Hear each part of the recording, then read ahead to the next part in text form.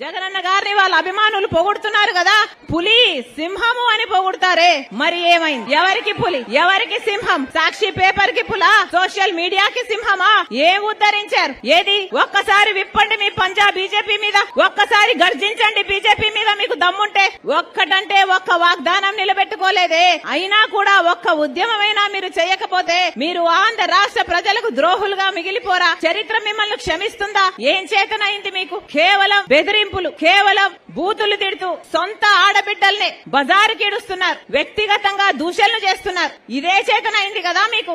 మీకు పోలవరం సాధించడం చేతనైందా? మీకు స్పెషల్ స్టేటస్ సాధించడం చేతనైందా? మీకు రాజధాని సాధించడం చేతనైందా? మీకు పరిపాలన చేతనైందా? ఇది పాలన అంటారా? దిక్కుమాలిన పాలన అంటారా? ఇంకో వైపేమో చంద్రబాబు గారు అసెంబ్లీ సాక్షిగా పాలక పక్షము బీజేపీతో ఉన్న సంబంధాల వల్ల విభజన హామీలు మొత్తం అన్ని సాధించుకోగలిగాము, సమస్యలన్నీ పరిష్కరించుకోగలిగాము అని నిస్సిగ్గుగా అబద్దాలు చెప్తుంటే టీడీపీ పార్టీ ఒక్క మాటైనా మాట్లాడిందా? తెలుగుదేశం పార్టీ గురించి చూస్తున్నాం. చంద్రబాబు గారిని ఢిల్లీ వాళ్ళు పిలిచారట, ఈయన పరిగెత్తుకుంటూ పోయాడట. ఇది విచిత్రంగా లేదా? పోనీ పరిగెత్తుకుంటూ పోతే పోయాడు, పొత్తు పెట్టుకుంటే పెట్టుకున్నాడు. అయ్యా మాకు స్పెషల్ స్టేటస్ ఇస్తేనే మేము పొత్తు పెట్టుకుంటామని ఒక్క కండిషన్ అయినా పెట్టుకోలేకపోయాడా?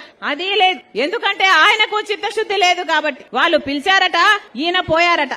పిలిస్తే పోవడానికి, ఆపుతే ఆగమనడానికి ఈయన ఆంధ్ర రాష్ట్ర ప్రజలకు ప్రతిపక్ష నాయకుడా లేకపోతే బీజేపీ కార్యకర్తనా? ఒక్కరికంటే ఒక్కరికన్నా ఇంగితం ఉందా? ఆంధ్ర రాష్ట్ర ప్రజలకు ప్రత్యేక హోదా అన్నది ఎంత ముఖ్యమో ఒక్కరికంటే ఒక్కరికైనా ఆంధ్ర రాష్ట్ర ప్రజల గురించి ఆలోచన ఉందా? ఒక్కరికి కూడా లేదు.